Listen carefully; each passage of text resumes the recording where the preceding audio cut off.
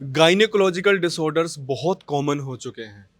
मतलब कई बार तो ऐसे ऐसे केसेस हमारे पास आ रहे हैं जो कि इतने इतने सालों से परेशान होते हैं, बहुत अर्ली एज में मेनोपॉज होना। ऐसे केसेस आते हैं जहाँ पे कई सालों से पीरियड्स ही नहीं आ रहे हैं। ना जाने कितनों की वो दवाइयाँ खा के परेशान हो चुके होते हैं, लेकिन उनका यहाँ पर आकर एक ही सवाल होता है, क्या हम हमेशा के लिए ठीक हो सकते हैं? गारंटी क्या होगी? और हमने हमेशा ये कहा है कि आप हमारे रिव्यूज़ देख कर आए हो, आप पेशेंस रखो, आप ठीक ज़रूर होगे।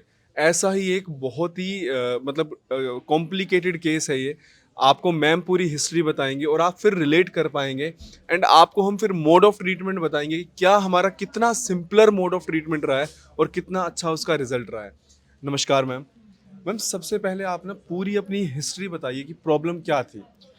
मेरी उम्र 28 साल थी, तब हुँ, मुझे दिक्कत आई थी। ठीक है। फिर मैंने 3 साल दवाइयाँ खाई। हाँ, हाँ। वो तो उन 3 साल दवाइयाँ खाने के बाद डॉक्टरों ने बोल दिया कि अब आप दवाइयाँ मत हुँ, हुँ। खाइए, आपको नहीं आएँगे। ठीक है। फिर मैंने वहाँ पे स्टॉप कर दिया, 31 साल की उम्र में आपने दवाइयाँ छोड़ बंद दी थी और छोड़ डॉक्टर ने दी, बोल दिया था अब आपको पीरियड्स नहीं नहीं आएँगे। आएँगे। ठीक है। फिर मैंने आपकी यूट्यूब पे वीडियो देखी, हाँ, हाँ। फिर और कितने साल हो चुके थे 31 की उस उम्र के बाद कि आपको पीरियड्स नहीं आए हैं?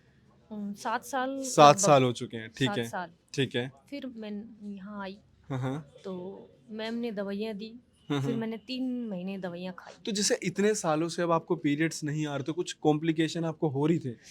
अब कॉम्प्लिकेशन ये थी कि मुझे ना हाथ पैरों में दर्द होने लग गया हुँ, था। हुँ। मुझे थोड़ा-सा थकान सी फ़ील होने हुँ, लग हुँ, गई हुँ। थी और कई दिक्कतें होने लगती थी। ठीक फिर है। मैंने यहाँ आई तो 3 महीने मैंने दवाइयाँ खाई। हुँ, हुँ। तो मैम ने परहेज वग़ैरह दिया तो मेरा इतना वेट लॉस हो गया, हुँ, 8 हुँ।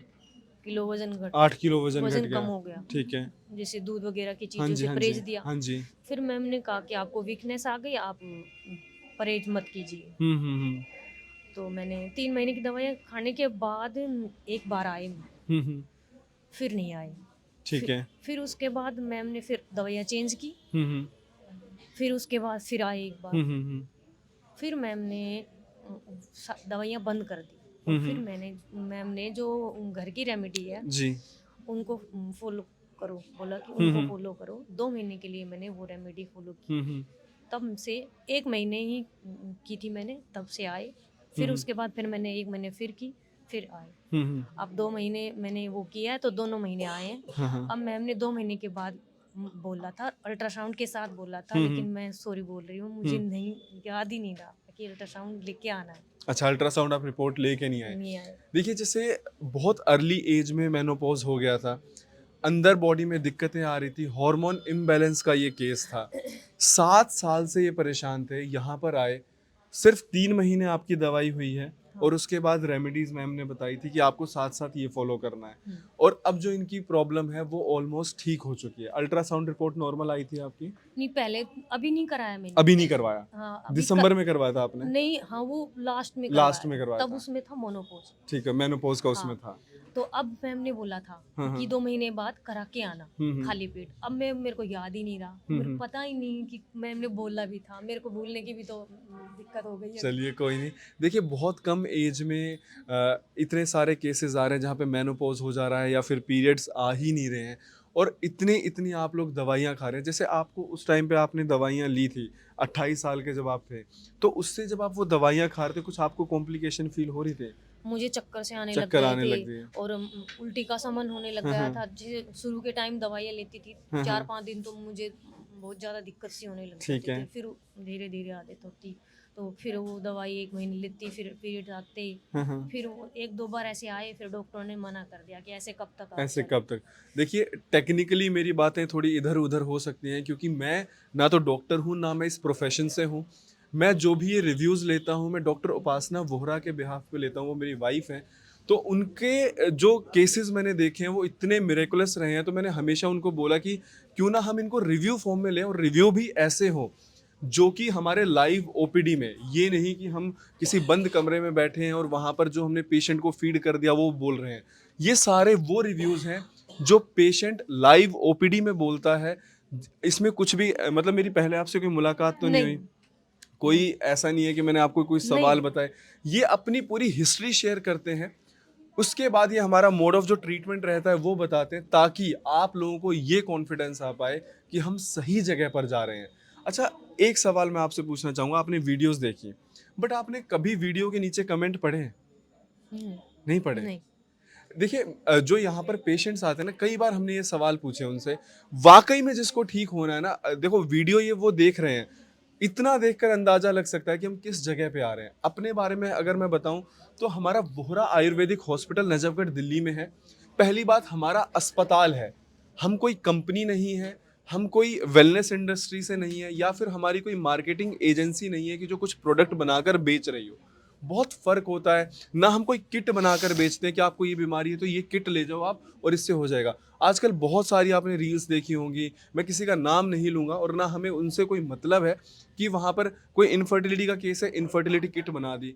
अगर मान लो पीसीओडी है, पीसीओडी की किट बता दी। अब मान लो किसी को हेयर फॉल है, आपने हेयर फॉल किट दे दी, लेकिन वो हेयर फॉल अगर किसी और बीमारी की वजह से, मान लो पीसीओडी की वजह से, थायराइड की वजह से, क्या वो हेयर फॉल किट काम कर जाएगी? अगर इनफर्टिलिटी की किसी ने, आपने कहीं से वीडियो देख के किट ले रहे हो, अगर आपको पीसीओडी है तो क्या वो किट काम कर जाएगी? आपको समझना जरूरी है कि अस्पताल में और कोई अगर प्रोडक्ट वाली कंपनी है, उनमें फर्क होता है, और हमें किसी और का पता नहीं। हम कोई प्रोडक्ट नहीं बेच रहे हैं।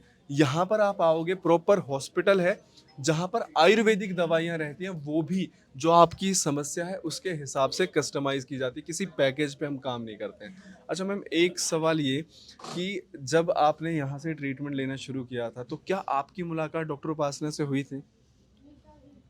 मैं फर्स्ट टाइम आई थी दिसंबर में, हाँ हाँ, 24 में। ठीक है। तो मेरी एक पड़ोस में लेडीज है, वो आती है, ठीक तो है। मैं उसके साथ आई थी। वो जी। लेके आई थी, बोले आप उधर चलो। हाँ जी, हाँ तो जी। मैं डॉक्टर अंजलि से मिली। हाँ हाँ। तो डॉक्टर अंजलि ने टेस्ट वगैरह लिखे, हम्म। और उसने बोला था कि तब अगले बार आओ टेस्ट करा के, तब डॉक्टर उपासना से मिलना। ठीक है। ठीक है। फिर जैसे कि मैंने फ़ोन वगैरह करते हम्म। रहे थे डॉक्टर उपासना, तो उन्होंने मैसेज किया कि डॉक्टर उपासना हम्म। उस दिन आएगी, हम्म। विजिट करेगी। तो मैं उस दिन आई, तब से मेरा इलाज स्टार्ट किया। डॉक्टर अंजलि ने कोई दवाई वगैरह नहीं दी, सिर्फ उन्होंने टेस्ट लिखे थे। उन्होंने बोला था कि डॉक्टर उपासना से मिलना तो है। आप तीनों महीने डॉक्टर उपासना से मिले थे आप? नहीं, तीनों सिर्फ महीने आपकी नहीं। एक बार एक बार मुलाकात हुई थी? मुलाकात हुई, उसके बाद डॉक्टर प्रिया से हुई, एक हम्म। बार डॉक्टर अंजलि से हुई। हम्म। फिर मैंने रिक्वेस्ट किया कि मैंने डॉक्टर उपासना से मिलना है। हम्म। फिर शायद तीसरी चौथी बार मैं डॉक्टर उपासना से देखिए मिली। बहुत सारे केसेस हमारे पर जब आते हैं, तो वो बोलते हैं कि डॉक्टर उपासना से मिलना, और ये आप लोगों का प्यार है। मैं इसमें मना नहीं कर रहा, ये आप लोगों का प्यार है, आप लोगों का सपोर्ट है कि आज डॉक्टर उपासना आप लोगों के सपोर्ट से यहाँ तक पहुँचे हैं। लेकिन अगर हमारे पास एक दिन में जितने भी पेशेंट्स रीच आउट कर रहे हैं, सबकी मुलाकात डॉक्टर उपासना से हो पाना मुश्किल है। जैसे मैम का केस थोड़ा कॉम्प्लिकेटेड था, जो बहुत ज़्यादा कॉम्प्लिकेटेड केसेस हैं उनमें जो भी मेडिसिन की प्रिस्क्रिप्शन रहती है, चेंजेस रहते हैं, वो डॉक्टर उपासना ही करते हैं। जितने भी लोगों का यहाँ पर ट्रीटमेंट हो रहा है वो डॉक्टर उपासना की देख रेख में, निगरानी में हो रहा है। लेकिन हर एक पेशेंट डॉक्टर उपासना से नहीं मिल पाता है। अब किसी का केस है पीसीओडी का, उसमें रिपोर्ट्स हैं बिफोर आफ्टर के, तो जो हमारे और भी एक्सपीरियंस डॉक्टर्स हैं उनको पता है कि उसमें क्या मेडिसिन प्रिस्क्राइब कर रही है। तो प्लीज़ मेरी आपसे रिक्वेस्ट है, यहाँ पर आकर, चाहे आप ओपीडी में विजिट कर रहे हैं या फिर आप फ़ोन कर रहे हैं, आप प्लीज़ इस बात के लिए ना लड़ें कि अगर हम डॉक्टर उपासना हमें यहाँ नहीं मिली, हम तो उन्हीं के लिए आए हैं, अगर वो नहीं होंगे तो हम ट्रीटमेंट नहीं करवाएंगे। देखिए जितने भी पेशेंट्स ओपीडी में आ रहे हैं या फिर ऑनलाइन आ रहे हैं, सबको एक डॉक्टर नहीं देख सकता है, इसलिए हमारी टीम है, एक्सपीरियंस टीम है। आपका कुछ नुकसान नहीं होगा, आप यहाँ से ठीक होकर ही जाओगे, ये हमारी जिम्मेदारी है। तो अगर आपको किसी भी बीमारी का इलाज करवाना है, ऑनलाइन या ऑफलाइन, नीचे हमारे नंबर मेंशन है, एड्रेस मेंशन है, आप यहाँ पर आ सकते हैं। एक आखिरी सवाल, क्या आपको ट्रीटमेंट महंगा लगा? तब मैं ठीक हो गई तो नहीं लगा। बस अब देखिए मैं जो, अब मुझे ठीक होने लग रहा, हाँ मतलब हाँ लगता है कि ठीक होगी, तब मुझे महंगा नहीं लग रहा जी, कि मुझे ठीक होना है। हाँ हाँ। बस मुझे ठीक होना है ये। देखिए जो हम इंडियंस हैं ना, हम हर चीज़ पर पैसा लगा देते हैं, पर जहाँ पर बात आती है हमारी हेल्थ की, हम हमेशा महंगा सस्ता सोचने लगते हैं। हम किसी रेस्टोरेंट में जाते हैं, वहाँ ये नहीं सोचते कि यार एक बार का खाना हम इतना महंगा खा लेंगे, या कोई कपड़े लेने जाते हैं, या अपने ऊपर जब हम स्पेंड करते हैं ना अपने शौक के लिए, हम कभी कीमत नहीं देखते, लेकिन जहाँ हमारी ज़रूरत की बात आती है ना, वहाँ पर हम ये सोचते हैं यार ये तो बहुत महंगा है। जब अपने हेल्थ की बात हो तो प्लीज़ आप उस ट्रीटमेंट पे जाइए जो कि आपको पूरे तरीके से ठीक कर दे। वहाँ पे आप महंगा सस्ता मत सोचिए, और महंगा इतना है भी नहीं। 1 महीने की दवाई शायद आपकी 4.5 से 5,000 की होगी। हाँ, 5 की भी, पा 5.5 की भी। 5 साढ़े 5,000 की आपकी 1 महीने की इनकी दवाई थी। तो वो इतना महँगा नहीं है। अगर आप कंपेयर करोगे, आप कहीं पर बाहर जा रहे हो और बड़े-बड़े हॉस्पिटलों में जो आपका इलाज चलता है, आपको ही पता है वो कितना महँगा होता है। तो जहाँ पर शौक पे अगर आप अपने पैसे खर्च कर सकते हो, तो ज़रूरतों पर भी ज़रूर करिए। बहुत-बहुत शुक्रिया। धन्यवाद मैम। Thank you.